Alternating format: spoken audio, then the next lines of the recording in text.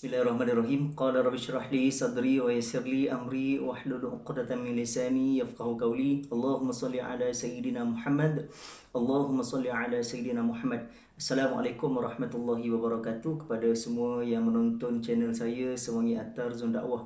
Jadi alhamdulillah, welcome back to channel. Jadi insya-Allah hari ini saya akan buat vlog ataupun buat video berkaitan dengan jenis-jenis lafaz cerai. Okey, alhamdulillah, syukur kita ke hadrat Allah Subhanahu Wa Taala, kita sama-sama lagi dapat berkumpul ataupun dapat berhimpun dalam taman-taman syurga Allah Subhanahu Wa Taala, walaupun anda bersama dengan saya dalam YouTube ni. Jadi dikira sebagai taman-taman syurga Allah Taala. Sebab pernah salah seorang daripada sahabat Nabi bertanya kepada Nabi, ya Rasulullah, bila mana aku berhenti ketika aku lalu ke satu taman iaitu kuliah, adakah aku berhenti? Nabi kata kena berhenti. Jadi kita kena berhenti, jadi kita jangan skip. Jadi insya-Allah hari ini saya akan cerita tentang bab iaitu jenis-jenis lafaz cerai. Okey. Alhamdulillah. Okey, saya nak cerita kat sini jenis lafaz cerai terbahagi kepada 3. Iaitu yang pertama sekali dikenali sebagai lafaz soreh. Lafaz soreh ni nyata, iaitu bila mana kalau seorang suami menceraikan isteri dia dengan talak satu. Contoh, aku ceraikan kamu dengan talak satu. Itu dikira sebagai lafaz soreh dengan niat daripada suami tadi. Ia bergantung kepada niat suami. Okey, lafaz soreh ni kebanyakannya banyak berlaku di kalangan mereka yang tidak sedar. Ketika mereka marah, ketika mereka dalam keadaan yang emosi, ketika mereka dalam keadaan yang orang kata kelam kabut, tiba-tiba terkeluar perkataan tu.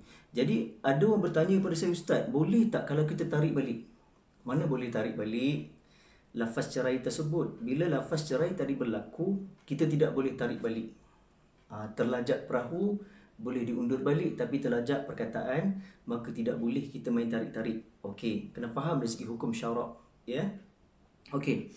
Yang kedua pula iaitu dikenali sebagai lafaz kinayah. Lafaz kinayah ni adalah lafaz kiasan.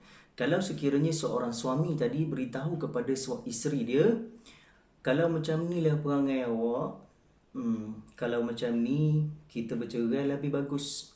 Itu dikenali sebagai lafaz kinayah. Ataupun lafaz kinayah ni dikenali sebagai lafaz sindiran bila mana kalau seorang suami menulis satu teks dalam WhatsApp ataupun Instagram ataupun dalam Facebook, dia menyatakan, aku ceraikan kau dengan talak satu. Itu dikenali sebagai lafaz kinayah. Kinayah ni maksudnya kiasan yang suami tadi tidak berniat. Maka dia kena buat pengesahan di mahkamah syariah. Dia tidak boleh buat pengesahan di mana-mana tempat, jumpa tok penghulu, tok imam, JKK kawasan kampung, ataupun mak ayah dia sendiri, ataupun tok imam, tok Bilal. Dia kena melalui, iaitu kena buat pengesahan di mahkamah syariah, ya. Okey, itu lafaz kinayah. Lafaz kinayah ni pula contoh lah, sebagai contoh, kalau sekiranya seorang suami tadi tengah drive, bawa kereta, dan pada ketika itu dia drive dalam keadaan yang sangat penat, dan isteri dia pula tiba-tiba bergurau dengan dia, memegang dia punya ketiak. Lalu pada ketika itu lafaz soreh tadi, tiba-tiba suami tadi beritahu, kalau macam ni lepas perangai awak, jangan gurau-gurau macam ni, aku cerai sekarang. Itu dikenali sebagai lafaz kinayah. Okey. Dan yang ketiga pula iaitu lafaz ta'liq. Lafaz ta'liq ni bila mana kalau seorang suami beritahu kepada isteri dia, kalau kau keluar rumah ikut pintu depan, ikut pintu belakang, maka jatuh talak satu kepada awak. Jadi si isteri pula tiba-tiba terkeluar ikut pintu depan. Lalu pada ketika itu terjatuhlah talak ia. Dan lafaz ta'liq ni pula iaitu bila mana kalau sekiranya seorang suami tadi dia memberitahu kepada isteri dia, kalau awak kentut hari ni, kalau awak kentut hari ni, jadi jangan kejam sangat para suami, dia tak bagi isteri dia kentut. Kalau sekiranya isteri dia kentut, maka jatuh talak satu kepada awak, dia kata. Jadi isteri pun menahan kentukan tadi. Jadi pada ketika itu, apa kita nak buat? Jadi pada itu kita kentut sahaja, tak apa, kita terus buat pengesahan di mahkamah syariah dengan menyatakan yang lafaz kinayah tadi ataupun lafaz ta'liq tadi, isteri beritahu kalau sekiranya saya kentut, jadi saya dah kentut dah. Jadi pada ketika itu kita terus saja buat pengesahan di mahkamah syariah kalau jika berlaku isteri tadi terkentut. Kalau sekiranya si suami beritahu tadi lafaz ta'liq, okey, abang isap okok ni. Kalau sekiranya abang isap okok dan keluar asap, maka jatuh talak 1 kepada awak. Jadi pada ketika itu si suami tadi pun isap okok. Jadi pada ketika itu dia isap okok, jadi tak keluar asap, jatuh tidak talak. Persoalan ini kita harus rungkaikan. Jadi sebenarnya bila mana kalau suami beritahu ta'liq tadi, kalau sekiranya saya isap rokok dan keluar asap, maka jatuh talak 1 kepada awak. Kalau sekiranya asap tadi keluar, maka dikira sebagai jatuh talak tersebut. Jadi insya-Allah semoga kita jaga mulut kita masing-masing. Suami jaga mulut dia, isteri pun jaga mulut isteri. Kan kita tidak perlu bergaduh besar sangat ya. Jadi kalau sekiranya berlaku pergaduhan yang sangat besar, jadi kita terus rujuk ke pejabat agama Islam daerah tempat tuan-tuan duduk. Bila mana kita boleh mencadangkan sesuatu ke dalam rumah tangga tersebut, tidak semestinya berlaku perceraian. Jadi kena berhati-hati. Saya nak maklumkan kat sini tuan-tuan dan semua YouTuber ataupun semua sahabat-sahabat yang dirahmati Allah Ta'ala sekalian. Jadi saya nak beritahu kat sini, kita diuji oleh Allah Ta'ala dengan 3 benda dalam rumah tangga. 3 gelombang yang paling besar sekali. Iaitu yang pertama, Allah Ta'ala uji dari segi sudut ta'aruf. Ta'aruf ni apa? Ta'aruf ni iaitu suai kenal kita bersama dengan pasangan kita. Dalam tahun pertama, tahun kedua, tahun ketiga, tahun keempat, Allah Ta'ala uji rumah tangga kita. Dari segi sudut ta'aruf. Ada orang beritahu saya, Ustaz, saya dah kenal lama dah isteri saya ni. Masa ketiga bila mana saya bertunang lagi dah. Tidak sebenarnya. Sebenarnya dalam rumah tangga dan juga dalam perceraian, perkenalan tu sangat berbeza. Dan yang kedua pula, Allah uji dari segi sudut, iaitu ekonomi. Ketika bila mana kita dalam tahun pertama, tahun kedua, tahun ketiga, tahun keempat ataupun 5 tahun ataupun 10 tahun perkahwinan kita, masih lagi Allah uji dari segi sudut ekonomi. Ketika bila mana kita nak memperlengkapkan kelengkapan dalam rumah, peti ais, mesin basuh, almari, kipas, barang-barang rumah dan sebagainya, maka pada ketika itu Allah uji kita.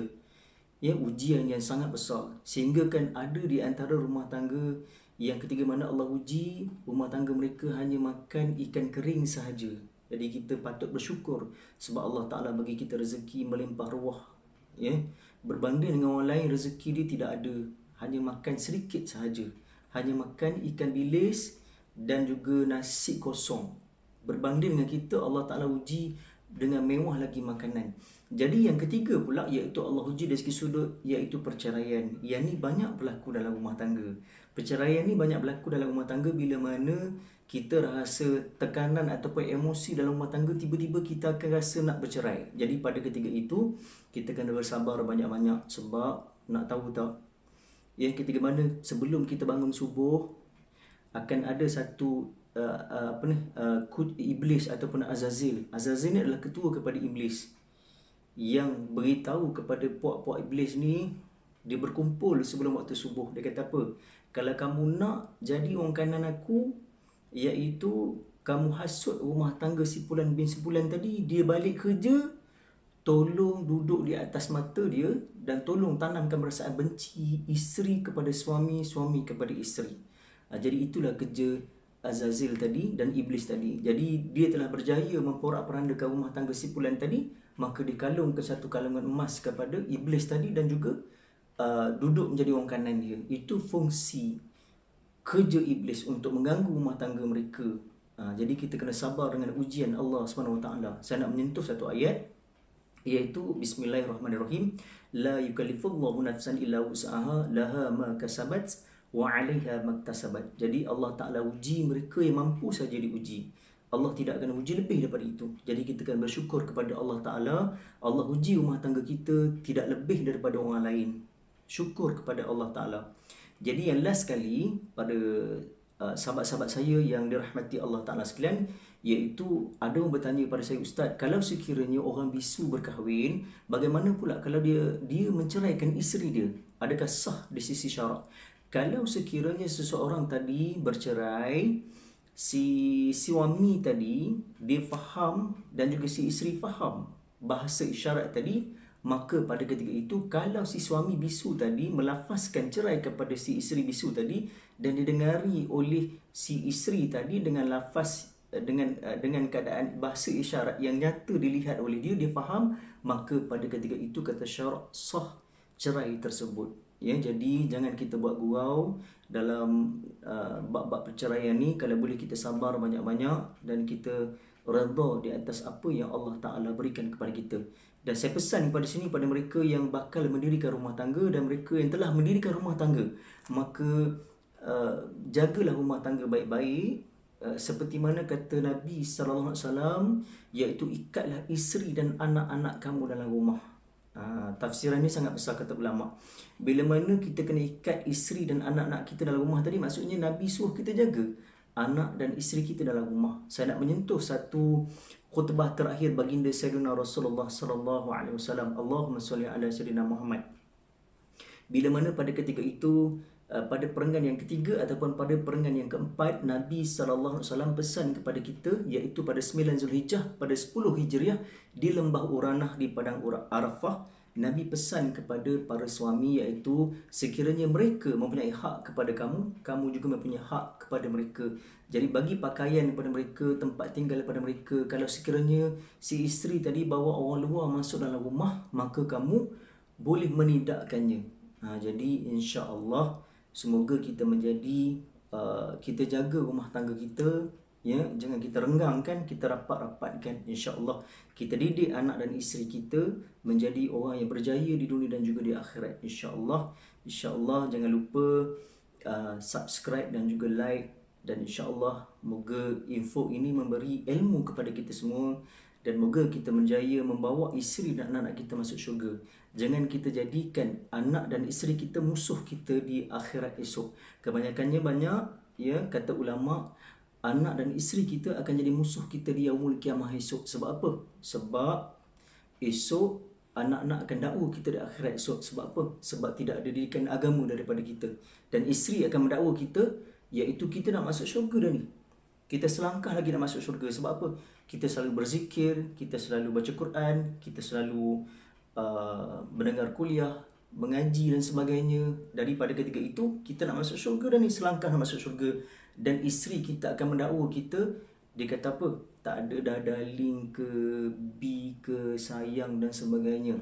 Tapi dia akan beritahu, ya Allah, si celaka ni dulu tak pernah didik aku, tak pernah kejut aku untuk sembahyang subuh. Heret sekali dia bersama dengan aku untuk masuk neraka. Jadi pada ketika itu kita akan masuk neraka sekali dengan isteri dan anak-anak kita. Sebab apa? Sebab kita gagal dalam menjalankan tanggungjawab kita mendidik anak-anak kita. Jadi insya-Allah jangan lupa subscribe dan like. InsyaAllah jadi saya akan buat video seterusnya pula, iaitu berkaitan dengan hukum dan sebagainya. Jadi insya-Allah, Assalamualaikum warahmatullahi wabarakatuh.